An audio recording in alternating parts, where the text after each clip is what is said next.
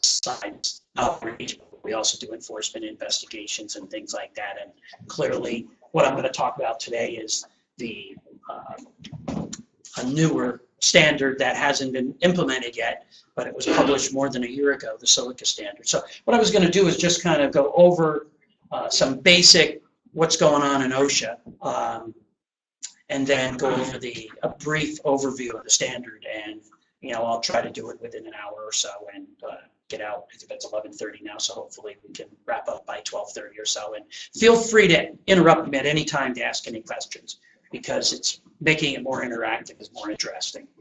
Shauna, is this where I push the button? Yes. Okay. Here.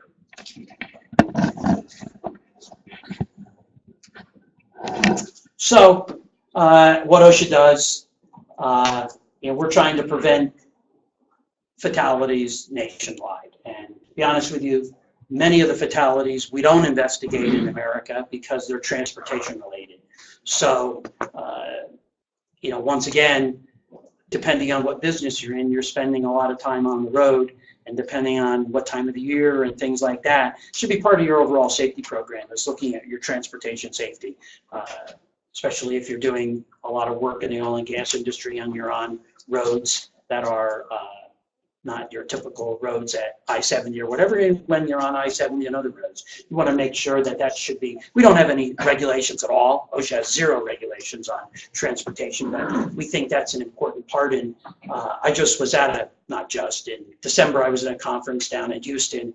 It's the OSHA Oil and Gas Conference. It's really by far the best safety conference for the oil and gas industry that's put on by University of Texas, Arlington. And it's basically funded by the oil and gas industry. But about 45%, close to 50% of all oil and gas fatalities are transportation related. So we just had one in Denver where a water truck or a vacuum truck was going down a road in Weld County and missed the turn and ended up flipping the truck over, and the employee ended up dying. We don't do investigations on those because it's usually the Colorado State Patrol, but the worker was at work and it's considered an occupational fatality. So illnesses, clearly, this particular standard is focused on illnesses, and we're working with an employer in Grand Junction. We've been working with this employer for quite a while. There's a small employer in Grand Junction area, and 2 workers actually have diagnosed silicosis, which is amazing, actually diagnosed. And the cost to the workers' comp system and to that employer, and obviously to the individuals affected. And this workplace is a pretty decent workplace. It's just that they're doing work on materials that have silica in it, and it's very difficult to control. So that's why having someone from Makita talk about some of the control methods that are out there is important, trying to reduce exposures, not just for general industry, but for construction. Some of the stuff we do, obviously, we do enforcement. Has anybody been inspected recently out here? So you can see our penetration is pretty limited. I'd like to say that, to scare everybody, that OSHA's out here and we got people that live in, we used to actually have a person who used to live in Grand Junction actually working. We actually had an office in Grand Junction, believe it or not. We had 4 people here, and there's this concept that OSHA and the government continues to grow. That's a false, at least in the OSHA world. We have a lot less people than we did when we had an office in Grand Junction. We actually had an office in Grand Junction. We had an office in Colorado Springs. So any inspection activity that we do, we come from Denver. We actually cover federal enforcement in Utah and Wyoming. And we've got a staff of, we have 14 inspectors. So you can imagine we have something at a national park in Utah right now. You can just imagine how much it costs the taxpayers to get a person from Denver to southern Utah. It's actually, right now, I could actually drive there and do the inspection, but we'll do that another day, I guess. But we used to have an office in Utah, actually, believe it or not, many years ago. So, so enforcement is an important part of what we do, and I've been in OSHA a long time. I did done many inspections in the Grand Junction area all over Colorado. I've worked for OSHA almost 40 years, believe it or not. Outreach, we've had all kinds of outreach similar to the alliances now that we're going to be signing in a month with your association. It's just a good way to, you want the government to be responsive and you want the government to reach out and communicate. And many federal agencies don't interface with the public, and we try to do, we're like a local health department because the job we do, we inspect small folks. I mean, I'm sure no one's even met someone from EPA, I'm sure. EPA is a whole different type of organization. They have one office in Denver that covers 6 states. Their inspections are a lot different than OSHA. We inspect small employers, and how we get to workplaces, usually a worker making a complaint, is most of the time how we end up at a work site, 99% of the time. And then compliance assistance. If you haven't used this service, we've been funding it for at least 30 years. It's through Colorado State University. It's called the Colorado Occupational Safety and Health Consultation Program. Funded by the federal government, 90%, 10% by the state. They have about 10 to 12 people, and their job is to provide assistance to small employers. Does anybody use that service? The Colorado service from CSU? It's an outstanding, I have friends that have small businesses. It's free consultation. I mean, they come in and do air monitoring. They come in and set up programs. They do training. They do a make-believe OSHA inspection at your facility. I mean, my friends who have done it, you know, they save themselves 10 grand. You hire a private consultant to come out and do a survey. It's going to cost you a certain amount of money. Now, I'm assuming most of you have Pinnacle as your insurance carrier. Pinnacle has folks that also will provide you risk assessment, risk management, help you develop and look at your safety and health program to make improvements. But I would suggest somebody at least contact CSU. I mean, we're trying to get them, you know, they're in Fort Collins. We don't, obviously, they've done a lot of surveys in Fort Collins. They've probably been in New Belgium Brewery many, many times. They have a pretty good safety program. They're trying to sell the place.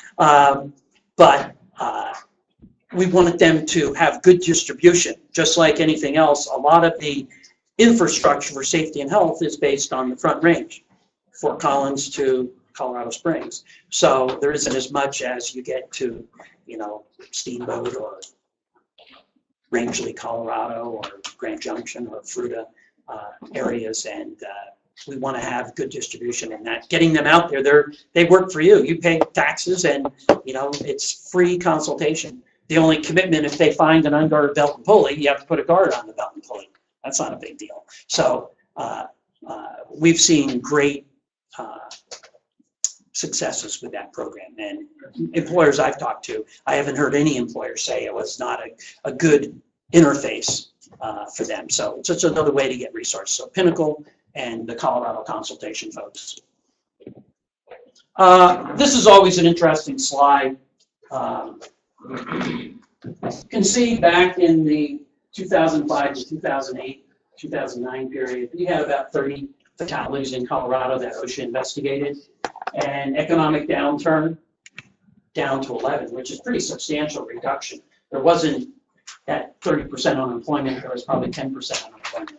Pretty amazing, and it's probably attributed to a variety of things.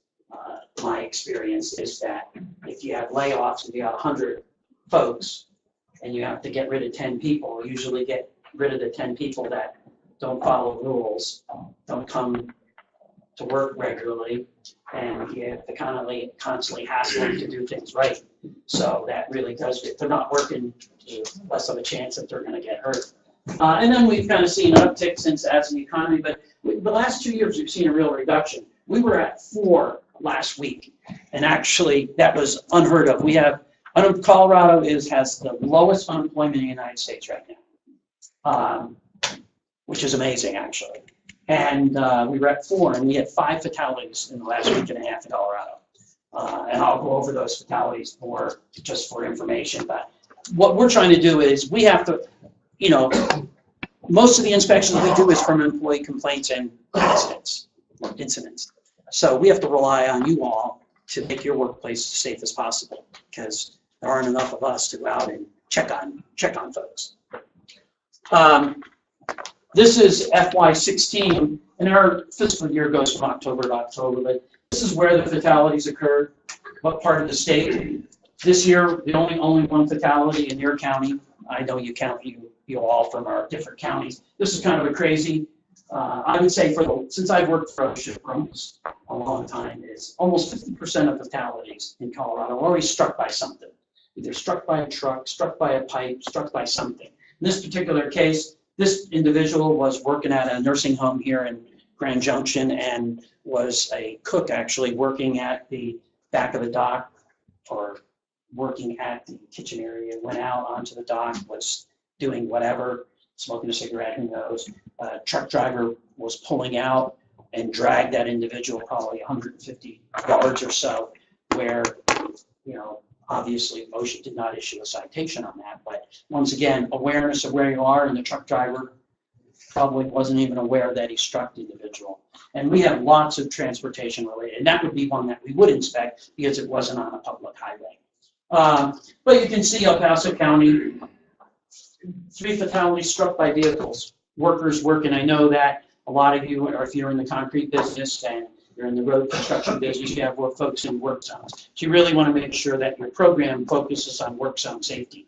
And CCA, and I know Shauna is working with the CCA to get more training, but CCA provides great training. We send our OSHA inspectors to their supervisor training for a work zone. And has anybody used CCA training for a work zone training? Has anybody used that training?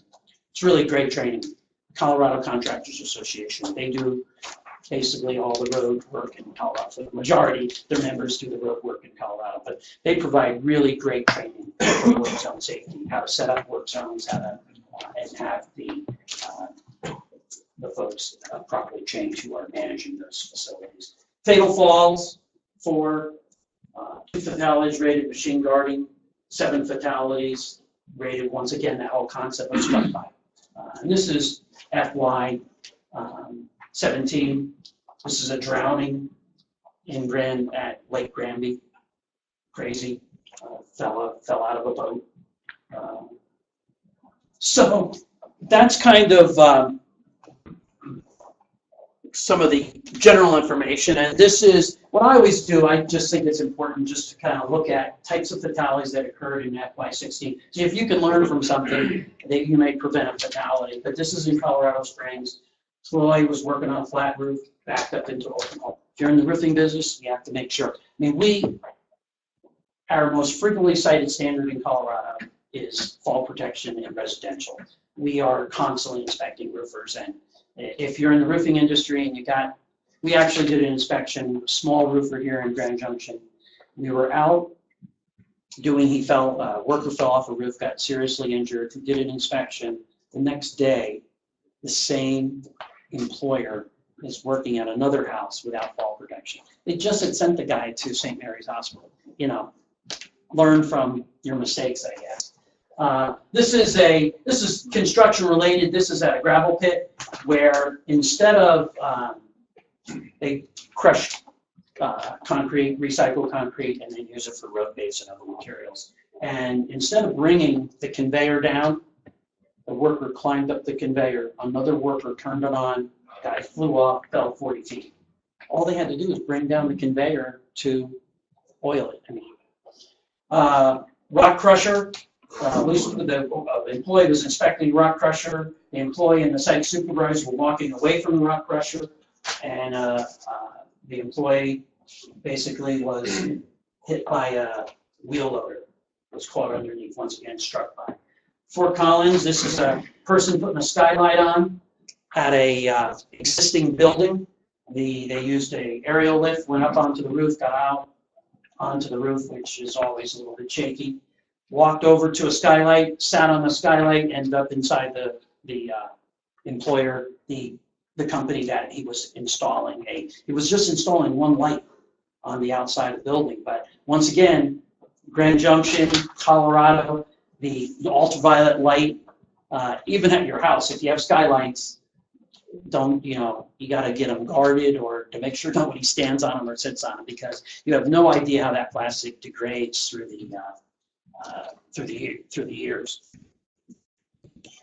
Colorado Springs, employee was tying off a ladder and performed re-roofing on a single-family home. Ladder that the employee was tying off to slipped underneath his feet and fell. A flagger in Longmont got hit by a semi-trailer in the work zone. And then we got an excavation, repairing a sewer line and excavation. Once again, we've seen an uptick in trenching fatalities nationwide. So we just did a stand down